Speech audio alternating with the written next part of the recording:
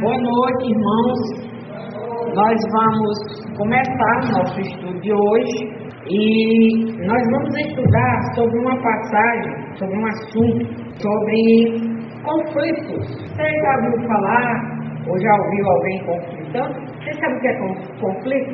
Mas todo conflito é ruim? Tem conflito, a maioria dos conflitos que a gente vê é com coisa ruim. E geralmente não é com coisa boa, geralmente. Mas existem alguns conflitos que terminam dando certo e saem coisas boas. Não são todos. Então nós vamos ver aqui que o apóstolo Paulo, ele escrevendo ele, como nós já vimos, nós sabemos, né, que ele era um missionário, ele foi um perseguidor da igreja de Deus, ele perseguia, ele foi um daqueles que consentiu na morte de um dos discípulos de Jesus, o Estevão. Ele estava lá no tempo que ele era descrente, que ele não tinha a salvação da sua alma, ele não tinha encontrado o perdão dos seus pecados através de Cristo, e ele era criador de conflitos, mas ele se converteu. E ele agora saiu fazendo o contrário do que ele fazia antes. Em vez dele sair fazendo conflito, confusão, apoiando o que ele estava fazendo, ele agora saiu sendo um apaziguador, resolvendo, ensinando as pessoas que nem sempre a gente precisa estar brigando, fazendo confusão por coisas.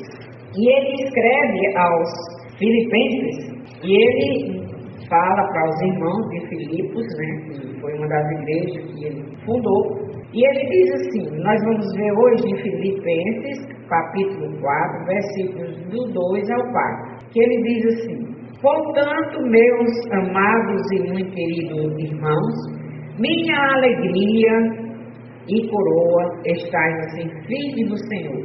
Amado, rogo a Evódia e rogo a Sintique, que sinto mesmo no Senhor, e peço-te também a ti, meu verdadeiro companheiro, que ajudes essas mulheres que trabalharam comigo no Evangelho, e com Clemente, e com os meus outros cooperadores, cujos nomes estão no livro da vida.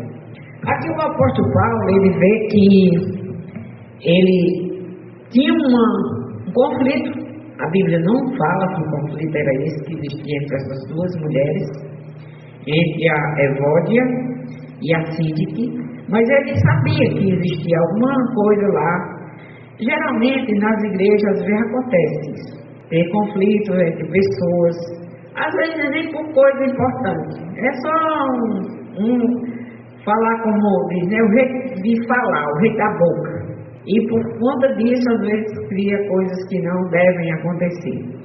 E o apóstolo Paulo, ele era sabedor que isso existia, e ele sauda os irmãos, e essas duas mulheres, ele se dirige para que elas entrem em acordo, uma exortação, né? Então, lá em Mateus capítulo 5, verso 9,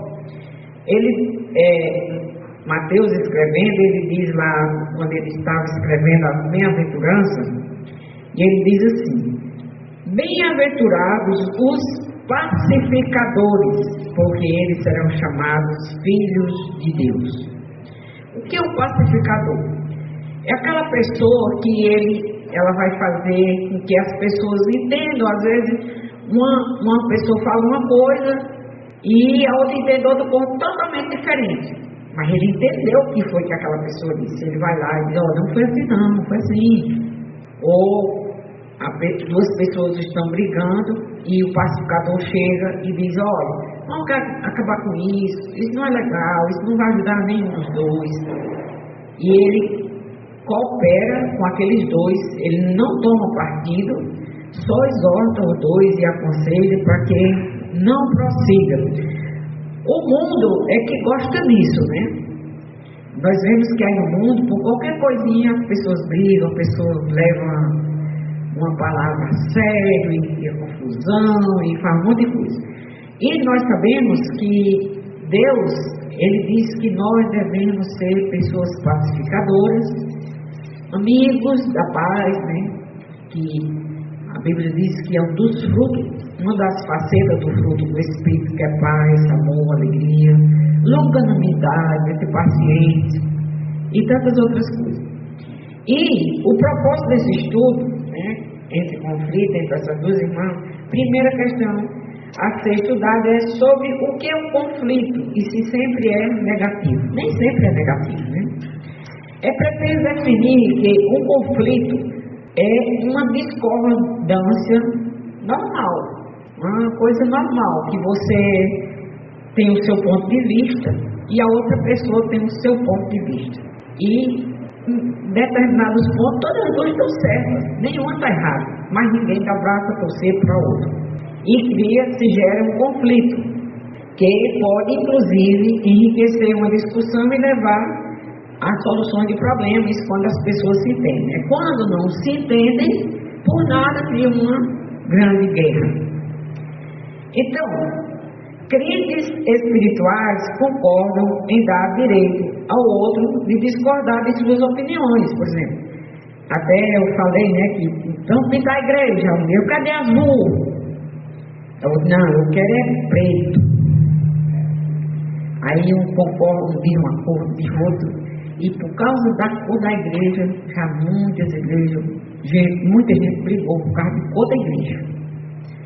Era necessário isso? Não era. Ninguém dá, apesar de que igreja preta não é cor de Deus, né? Deus é da luz. Deus gosta de luz, de clareza, das trevas não é a coisa de Deus. Então, o caminho para a solução do conflito entre cristãos é mostrado na Bíblia e veremos essa solução nesta mensagem. Então, Deus sempre tem solução para os nossos problemas, seja ele de conflito, seja ele de pensamento, seja ele de qual área for na nossa vida. Deus diz que nós temos como resolver sem celeuma. Outra questão desse estudo é como podemos experimentar maior união através do conflito. Tem questões que nós podemos ter um esclarecimento melhor para o outro irmão. Não é melhor assim, vamos fazer assim. É mesmo, eu não tinha pensado nisso.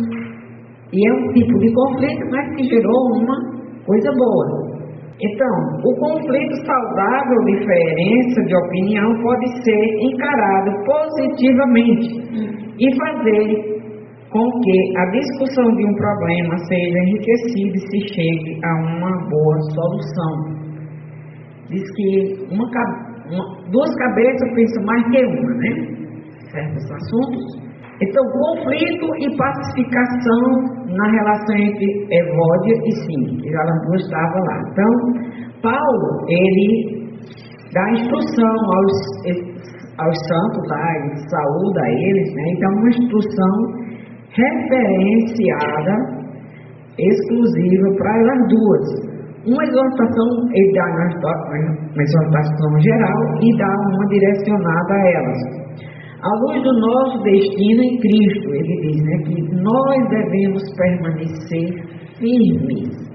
Isso ele exorta a todos os filipenses, que eles deveriam permanecer firmes no Senhor, cada um deles. E nós sabemos que todos nós vamos ter problemas na nossa vida cristã, nós vamos ter batalhas a vencer, nós vamos passar por um momento de dificuldade, nós vamos ter problemas causados por outras pessoas, nós vamos ter problemas causados por nós mesmos. E o apóstolo Paulo aqui exorta: permaneça firme no Senhor. Esse é o segredo de toda a nossa vida cristã, ficar firme. Então, portanto, meus amados e muito queridos irmãos, lá em Filipenses 4:1 diz: minha alegria e coroa estás assim firme no Senhor. Então, Paulo considerava, quando ele via os crentes lá de Filipos, né, os filipenses, quando Paulo via que eles estavam firmes no Senhor, que eles estavam entendendo o que ele estava pregando, que eles estavam firmes no Senhor, aí ele vai dizer: vocês, é como se vocês me dessem uma coroa. E o que é uma coroa? É uma coisa que atleta, né? Essa coroa aqui não é aquela coroa do rei, não. É uma coroa que é simbólica, que é quando um atleta ele faz uma proeza, né? Ele consegue um título. Aí lá nos campos de futebol ou de competição, eles dão umas coroazinhas, botam na cabeça, que é coroa de ramos, né? E ele diz, olha, vocês é como se fosse o meu prêmio, eu ganhei uma coroa, eu consegui que vocês entendessem e que fossem fiéis. Eu consegui com que vocês aprendessem o que eu estou ensinando. E vocês é como se fosse a minha coroa. E ele exorta aqui os filipenses sobre isso. E ele diz, minha alegria e coroa. Paulo usou a antiga palavra grega para coroa, que descrevia a coroa dada a um atleta que havia vencido a prova. Foi uma coroa de conquista, ele conquistou, ele conseguiu. Foi uma coroa de conquista, não uma coroa que foi dada ao rei. Como a do rei é diferente, né? Então, é uma proeza que ele conseguiu e ele dizia, olhe vocês, é como se vocês fossem a minha coroa. Os filipenses, ao permanecer firme, ele disse que era o troféu, né? Era o troféu dele, era ver cada um filipense, cada um daqueles irmãos firmes no Senhor.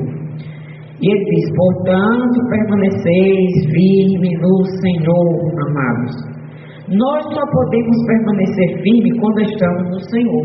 Se nós não estivermos no Senhor, nós não temos firmeza. Porque qualquer outro lugar não é seguro. O lugar para se firmar é quando nós estamos no Senhor. Nós temos que estar no Senhor, buscando o Senhor. Quando nós não entendemos certas dificuldades, certas situações, vamos aos pés de Deus. Pedir a Ele orientação, direção, sabedoria. E Ele diz, não vou rejeitar o seu pedido. Se seu coração é um coração contrito, um coração que me busca, eu vou estar com você.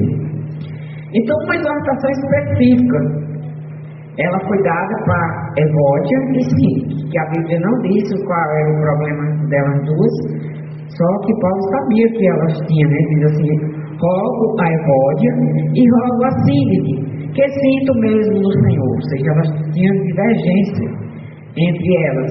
E interessante, aí você diz, mas quem eram essas mulheres?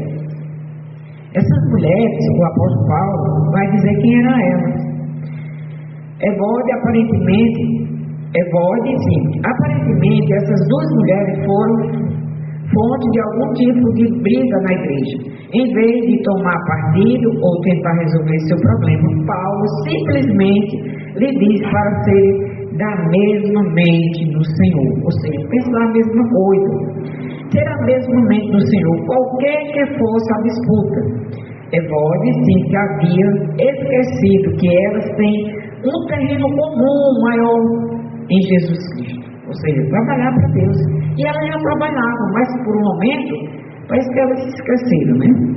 Esqueceram-se de que tudo o resto era menos importante do que esse terreno comum delas, que estava lá na Bíblia. Só que Paulo não disse que era porque era que elas brigavam.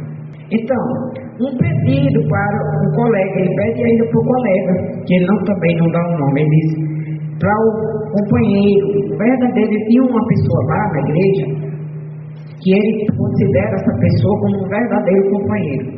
E ele diz assim, e peço-te a ti, meu verdadeiro companheiro, que ajude essas mulheres que trabalharam comigo no Evangelho e com Clemente. Tinha um Clemente lá. A Bíblia fala em outras partes de um Clemente. Naquela época, esse nome Clemente era muito comum.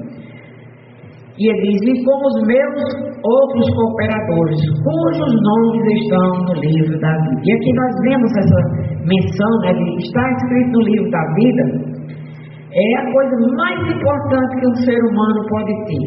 É o seu nome escrito no livro da vida.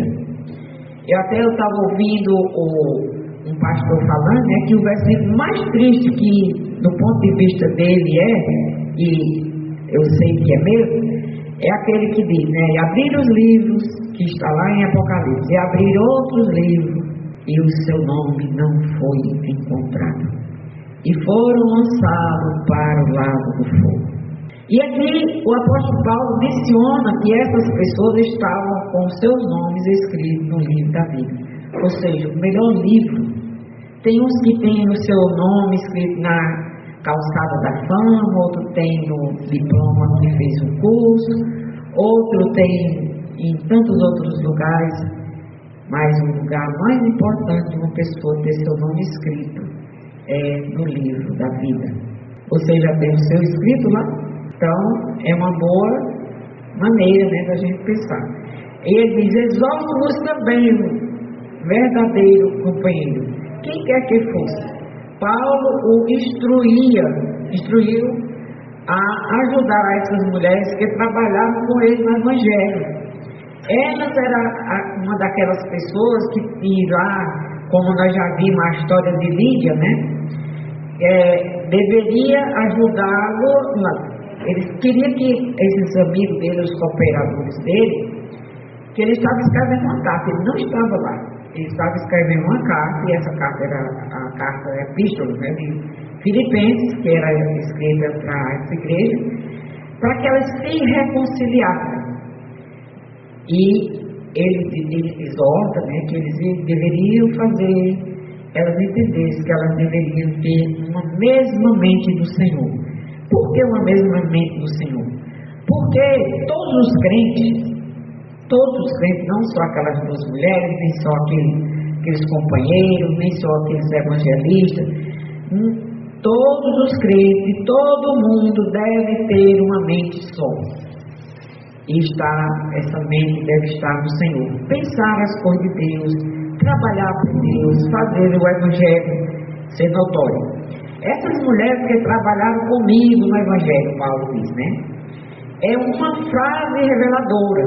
Essas duas mulheres, Evódia e Síndique, eram fiéis, obreiras, trabalharam com Paulo na obra do evangelismo. No entanto, elas tiveram um desentendimento uma com a outra. Paulo sabia que essa infeliz disputa precisava ser esclarecida. E ele exorta os outros a exortar ela a fazer. O Clemente também. E nós já vimos, né, que tinha outros Clementes. Podemos constatar a breve menção de Evódia e Síndica com a breve menção de Clemente. Se você tivesse que ter toda a sua vida resumida em uma frase, você gostaria que fosse resumida como Clemente ou como Evódia e Síndica? Clemente era aquele que ia ser um dos que aconselhava, que estava bem consigo e com os outros. E aqui nós vemos, né, que ele foi mencionado numa questão, só que ele não fazia parte da questão.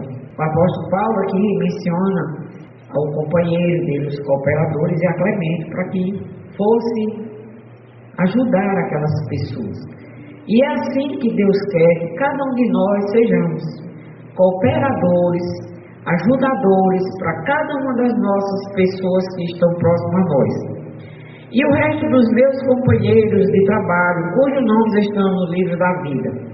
Existem outros em Filipos que também ajudaram a Paulo. Vocês lembram da Lídia, aquela mulher vendedora de púrpura?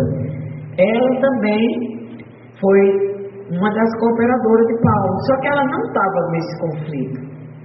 E ela foi uma das ajudadoras, né? Eles tiveram a maior honra do mundo, ter seus nomes no livro da vida. Então, resumindo o caso conflituoso entre Evódia e Síndica, o texto bíblico diz que essas duas irmãs eram muito importantes na igreja de Filipos. Paulo diz que as duas trabalharam incansavelmente juntamente com ele pela salvação das almas. Aí você vê, né, como o diabo faz as coisas para trabalhar. Duas mulheres lá que eram trabalhadoras, que estavam lá cooperando não só com o seu trabalho, mas com as seus recursos, aí começam a encrencar. Para quê? para trabalhar na obra. Essas irmãs fizeram muito pela igreja de Filipe, e Paulo tinha grande consideração por elas. As duas provavelmente eram bem-sucedidas financeiramente, como Lídia. Lembra que Lídia tinha dinheiro? E também era da igreja de Filipos, a Lídia. Aconteceu alguma coisa ou uma questão que fez com que as duas entrassem num conflito que estava prejudicando a igreja e que foi anunciado a Paulo. Então, pode ter sido um conflito sem nem razão de ser. O texto não diz qual a causa das desavenças entre as duas. Primeira questão, o que é um conflito? E nós vamos ver, que há uma percepção de incompatibilidade ou descaso sobre ações ou metas. Mas é uma coisa simples. Um forte desacordo entre pessoas, grupos, etc., que resulta em uma discussão raivosa. Tem gente que se ofende por nada e causa intriga, separação e até divisão na igreja. E você vai atrás só por isso. E aqui Deus, Ele não se agrada. E nós estamos vendo na Bíblia pessoas que foram bem-sucedidas, e também a Bíblia ela conta toda a história das pessoas. Há aquelas que foram bem-sucedidas, que não tiveram problema, ou que foram bem-sucedidas em um determinado tempo da vida, mas depois causou problema.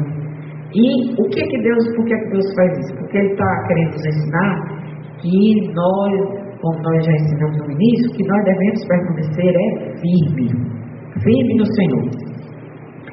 O conflito ocorre quando uma das partes decide que, do jeito que as coisas estão, não está bem e busca mudança. Mas essa mudança não é aceita pela outra parte. Aí começa a confusão, né? E às vezes, como eu já disse, por nada. O que gera conflito de modo geral? O que é que as pessoas brigam? Dilemas sociais. Um acha que assim é bom, ou diz, não gosto disso aí. Aí começa a discutir, né? Muita gente discute sobre política. Concorrência. Eu sou melhor do que você. Não, você não sabe fazer, eu sei. Aí começa a briga. Injustiça percebida. Às vezes a pessoa se sente injustiçada. E também por percepção errônea. Entende as coisas erradas. O que gera conflito de modo geral ou específico? Há uma quebra percebida de fé e confiança entre indivíduos. Quando cria os conflitos, aí a pessoa já, eu não quero mais, não gosto mais de fulano não, porque aí vai dizer o que ele pensa. A discórdia não resolvida, criou uma discórdia e não se resolveu. Aí fica aquela situação ruim, que escalou para um nível emocional. Aí já é pessoal, emocional, e vai mexer, né? A falha de comunicação que leva a incertezas. Não sabe se era aquilo, se foi aquilo, mas acha que foi e bate o pé. Há conflitos de personalidade. Uma não aceita o jeito da outra ser. Tem pessoas que não aceitam porque a pessoa é daquele jeito. Mas ela é daquele jeito. Quem é que pode mudar os outros? Só ela própria e Deus, se ela deixar. Então existe diferença nos valores adquiridos. Tem gente que dá valor a uma coisa, tem outra pessoa que a mesma coisa não dá valor. Mas não é porque o outro dá valor que eu tenho que fazer, não dá valor como eu dou. E isso, às vezes, isso é problemático. Há estresse e tensão. Existe estresse e tensão. Está raivoso, está estressado, aí começa a brigar. Por nada, só por conta do estresse. O cansaço pode levar alguém a ser grosseiro com outra pessoa, e aí pode começar um conflito. Quer dizer, é razão de ter conflito? Não, mas cria. Há problema de ego, ou o ego gigante, né? Mas eu não gosto disso. Mas quem foi que disse que tem que fazer tudo do jeito que você gosta? Quer dizer, são razões que nós devemos pensar e devemos entender que nós não precisamos estar fazendo conflito. Tentar impor preferências pessoais a todo custo. Ah, mas eu quero é desse jeito e desse jeito vai ser. Está certo? Não. A unidade através do conflito. Filipenses 2-3. O segundo questão desse estudo é como podemos experimentar a maior união através de conflitos. Verdade sobre conflitos entre crentes. Crente tem conflito sim, como todo ser humano cria conflito. Não precisamos criar conflito, mas a gente cria. Rogo é vós sim e suplico assim de que concordem no Senhor. Ou seja, vocês não precisam estar brigando. A primeira verdade, o conflito é inevitável nos relacionamentos. Onde tem gente, tem conflito. Tem ponto de vista diferente. E a Bíblia diz que nós devemos aprender a conviver com os outros. Por conseguinte, espere conflitos quando se relaciona com outras pessoas. Porque você vai gostar de uma coisa e a pessoa não vai gostar. Olha, nós somos todo mundo, nós somos diferentes. Não sei quantos milhões de pessoas tem no mundo. Mas cada pessoa é única. Cada pessoa tem uma digital. E não tem nenhuma pessoa que possa encontrar com outra que a digital dela seja igual a dela. Cada pessoa é única. Cada pessoa é exclusiva. Por isso que Deus não trabalha com multidões. Deus trabalha com indivíduos. Cada um. E Deus conhece cada um. Deus sabe como trabalhar com cada um de nós. E isso é coisa de Deus. E nós não somos deuses. Em química, o catalisador é uma substância que aumenta a velocidade de uma reação. Esta substância não se consome nas reações. Logo, a massa dos catalisadores é a mesma no início e no fim das reações. Quando o cientista usa um produto para eles verem a substância que tem ali. E ela não se mistura, ela resolve o problema, mas ela não se mistura. Então, ao processo de aumento da velocidade, reação mediante a ação de um catalisador, dá-se o nome de catálise. Então, quando manuseamos corretamente conflitos ou de forma espiritual, podemos ser o catalisador para a maior unidade na comunidade da igreja. Ou seja, nós precisamos saber fazer o negócio. A intimidade, Nós precisamos saber como estamos fazendo. À medida que as diferenças vão sendo tratadas corretamente, pessoas com ideias diferentes podem concordar e discordar sobre alguns assuntos sem se magoarem ou assumirem uma posição de hostilidade e contenda. Dependendo de como a gente trabalha e explica e ensina, mesmo uma pessoa que não é a favor, ela vai, é mesmo, eu não tinha visto que poderia ser assim. E quando pensa que não, está todo mundo pensando a mesma coisa. Por quê? Porque a Bíblia diz que essa deve ser a finalidade do povo de Deus. Nós temos o mesmo Espírito que a Bíblia diz que habita em nós. A Bíblia diz que é Ele que nos convence das coisas erradas que nós fazemos. A Bíblia diz que é o Espírito Santo que nos dirige o que devemos fazer e até falar. E por isso que nós precisamos aceitar a exortação do apóstolo Paulo. Ele diz, permanecei firme no Senhor.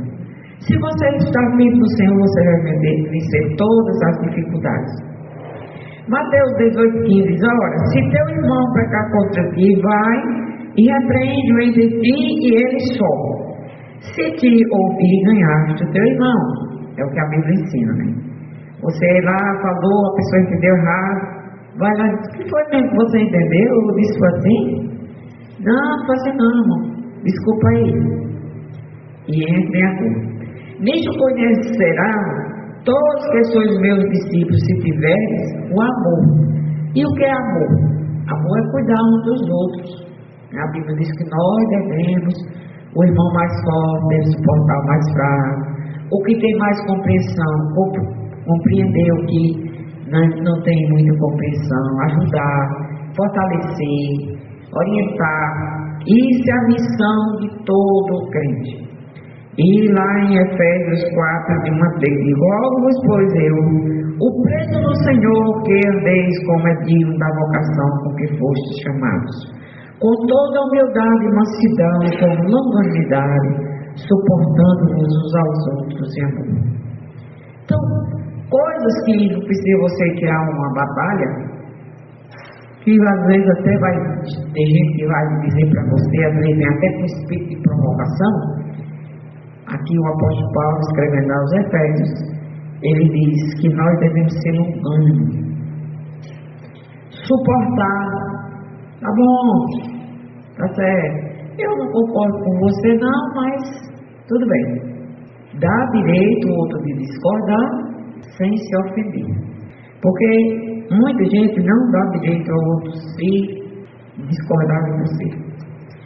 Então, nossa unidade como crentes é uma evidência primária para o mundo de que o poder do Evangelho do mundo, o poder da mensagem do Evangelho é verdadeiro. Quando nós dizemos que Deus transforma, que Deus muda, que Deus guia, que Deus nos orienta. Quando nós fazemos diferente, a gente, olha aí, é porque diz que é crente. Não é assim? E a Bíblia manda que nós devemos fazer brilhar a nossa luz, que na realidade não é nossa, é do Senhor. A verdade 4, nossa unidade é mais importante do que nossas preferências ou gostos pessoais. Ah, mas só por causa disso aqui eu vou criar um cavalo de batalha? Não, deixa passar. Não é importante não. Aplicação, passo em direção à solução do problema. Na verdade, sim. Não é bíblico prejudicar ou ofender um irmão por questão que não temos estudado na Bíblia. Eu não sei a respeito disso, não estudei, não sei, então não vou questionar nada, porque eu não sei sobre isso. Só quando você tiver certeza, isso aqui está errado. Olha, mostra para a Bíblia. Está vendo aqui o que a Bíblia diz? A Bíblia diz assim. Aí você deixa com o Espírito Santo, que a Bíblia diz que é Ele que vai aplicar no coração. Procure saber o que a Bíblia diz e ensina sobre todas as questões para que possamos identificar qual vale a pena ter um conflito ou não. Quer dizer, se for coisas que não vai nem vem, deixa para lá. Não se ofenda não, deixa passar. Filipenses 2, de 1 a 4 diz, né, que devemos ter a mesma mente. Portanto, se há algum conforto em Cristo, se há alguma consolação de amor, se há alguma comunhão do Espírito Santo, se há alguma estranhar dos afetos e compaixão. E ele diz, né, completai o meu gozo, para que se estáis no mesmo, tendo o mesmo amor, no mesmo ânimo, sentindo uma mesma coisa. E é assim que Deus te agrada. Nada façais por contenda por vanglória, mas por humildade. Cada um considere os outros superiores a si mesmo. Então, vamos cada dia nos sentir parte de um grupo seleto de Deus. Eu sou parte desse grupo. Esse grupo está aqui para servir o Senhor, para louvar o Senhor, e eu vou fazer minha parte. E muitas vezes a gente faz muito sem dizer nada. Você sabia disso? Sem dizer nada. Só estar lá, quietozinho, a gente já está fazendo muito. Não atende cada um para o que é propriamente seu, mas cada qual também para o que é do outro. Ou seja, não vou fazer isso aqui não, porque eu tenho problema em fazer isso, não vou fazer não, porque eu posso ofender alguém. Não, eu vou fazer, que eu acho certo fazer. Aí o outro lá se ofende. Precisava disso? Não. Então, passo 2. Todos devem estar prontos a ceder naquilo que não é importante, para que haja paz e não haja divisão e separação no corpo de Cristo. A Bíblia ensina.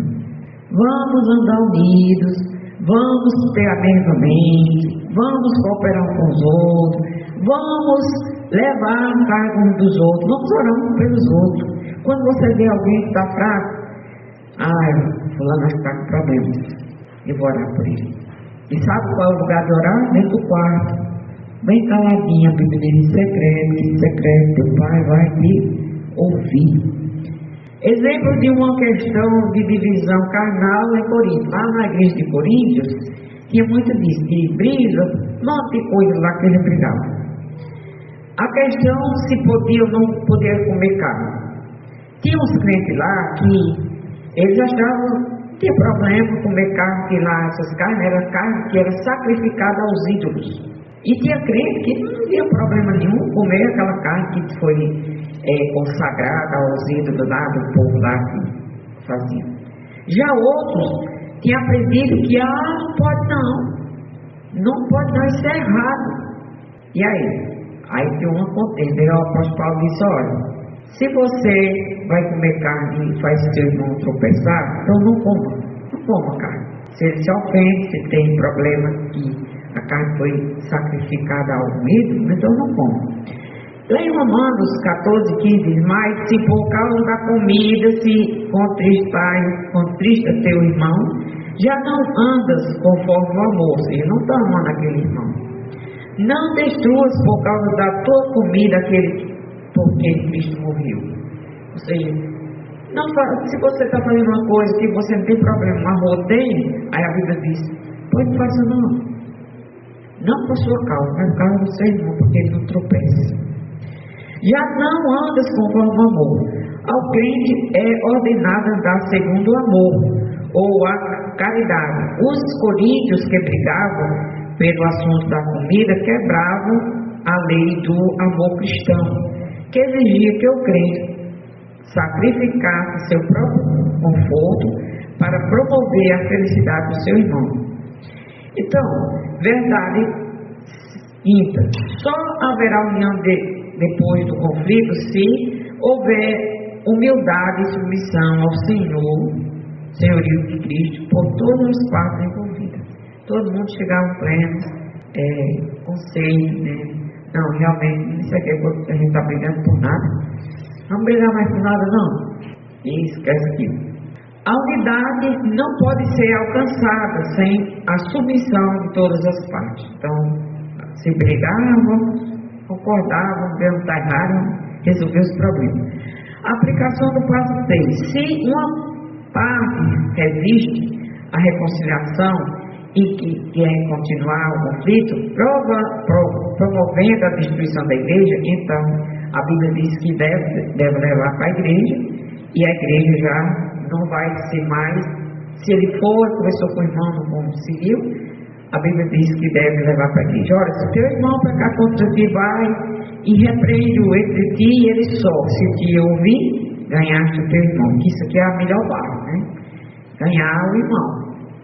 Ir lá e conversar: olha, talvez eu me expressei mal, eu não queria fazer isso, não fiz com essa intenção, e resolver. Mas se não te ouvir, tem gente que também não quer ouvir não, viu? Leva ainda contigo um ou dois aqui, vai tentando. Se não conseguir, leva para a igreja, e a igreja vai decidir que ele não quer nada mesmo. Há conflitos de personalidade. Uma não aceita o jeito da outra, nós aqui já vimos, né? Então, nós vemos aí que conflitos, ele existe, vai sempre existir, vai existir. Isso que nós podemos aplicar não só na nossa igreja, mas na nossa vida diária com as pessoas. Nós não temos o poder nem o direito de mudar ninguém, mas nós temos o dever de orar a Deus pelas pessoas. Então, aplique estes 3 passos em conflito com alguém ou com a igreja, né? Fale com a pessoa com quem você está com conflito. Vamos resolver o conflito. Tem vezes que não dá nem para resolver o conflito. Faça ela saber de suas mágoas e frustrações. Às vezes a pessoa está cheia de frustração e briga por nada que nem existe. Então, toda a confusão está só na cabeça dele próprio. E o mundo está todo quieto, mas a cabeça dele está fervendo. E vai ter que ouvir, né, para ver, isso é só da sua cabeça mesmo. Convide alguma pessoa mais madura, né? Quando o problema se agrava mais, procure a pessoa. Submeta-se à orientação oferecida pelas pessoas que vai lhe ajudar. O que eu faço com isso aqui? Eu apenas faço isso aqui, não consigo. E vai chegar uma pessoa de fora que não está envolvida no conflito e vai dizer, faça assim, talvez assim dê certo. E receber a orientação. A bênção do pacificador, né? Então a Bíblia diz que tem aqueles que podem entrar nos conflitos para ajudarem. E muitas vezes são bem-sucedidos, que dá luz tanto para um lado como para outro. E a Bíblia nos ordena mesmo é que nós devemos estar unidos. Lá no Salmo 136 ele diz que onde os irmãos estão unidos ali, Deus ordena a bênção. Ele diz, quão bom e agradável é que os irmãos vivam em união. União é coisa boa. É como óleo, né, que desce na barba da cabeça, na barba de Arão, e desce a hora das suas vestes. Como o vale de Hermon, e como o que desce sobre os montes de Sião, porque ali o Senhor ordena a bênção e a vida para sempre. Então, é esse o desejo de Deus, é esse o propósito de Deus, que as pessoas não vivem brigando, não vivem brigando. Nós estamos num mundo tão assustado, tão cheio de coisa, que ele vive um mundo assustado e assustador. Por nada as pessoas criam uma contenda, uma confusão, mata outras e faz um balseiro medonho. Aí você vai atrás, por que foi? Ninguém nem sabe por que foi. Então ele mesmo deu os para apóstolos, né? Então Deus, ele colocou diretrizes na sua igreja, outros para professores, e outros para evangelistas, e outros para pastores, e outros para tutores, querendo o aperfeiçoamento do santo. Que pessoas que ensinam, isso aí não está bom não, faz diferente, até que todos cheguemos ao andar da fé, que foi o que o apóstolo Paulo exortou, né?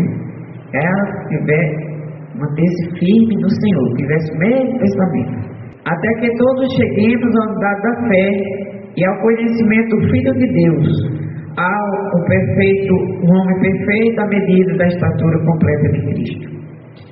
Então, para que não sejais mais como menino. Menino é que fica brigando, né, por qualquer coisa, está lá contenda. E o apóstolo fala que eles olham, não seja como menino não, vocês já são grandes.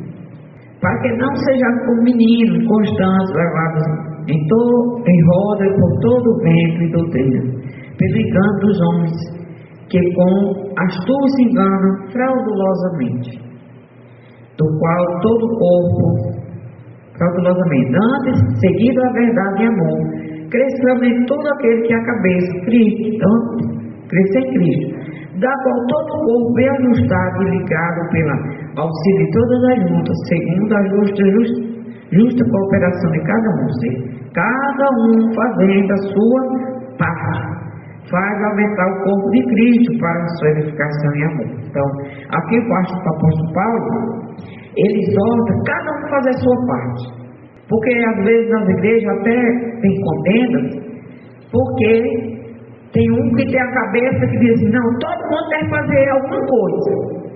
Aí já tem outro que diz, não, eu vou para a igreja só para assistir o culto. Aí um tem uma cabeça e outro tem outra, né? E aí às vezes por causa disso começa a brigar. Você quem sabe lá, né? Se a briga da Evote e da Cid, que não era por alguma coisa que uma estava fazendo que a outra não queria que ela fizesse, ou que ela queria que ela fizesse, ela não queria fazer.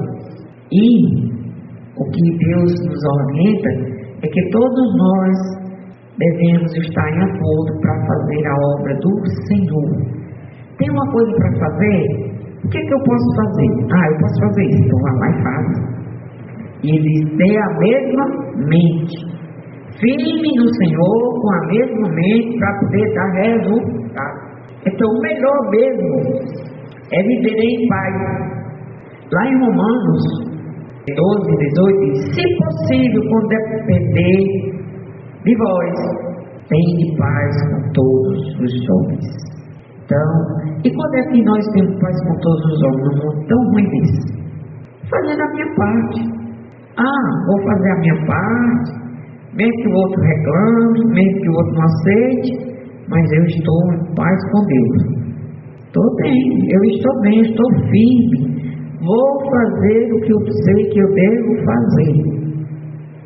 E a Bíblia diz que assim nós vamos satisfazer a lei do Senhor, que é estarmos em paz uns com os outros, firmes do Senhor, fazendo a sua obra.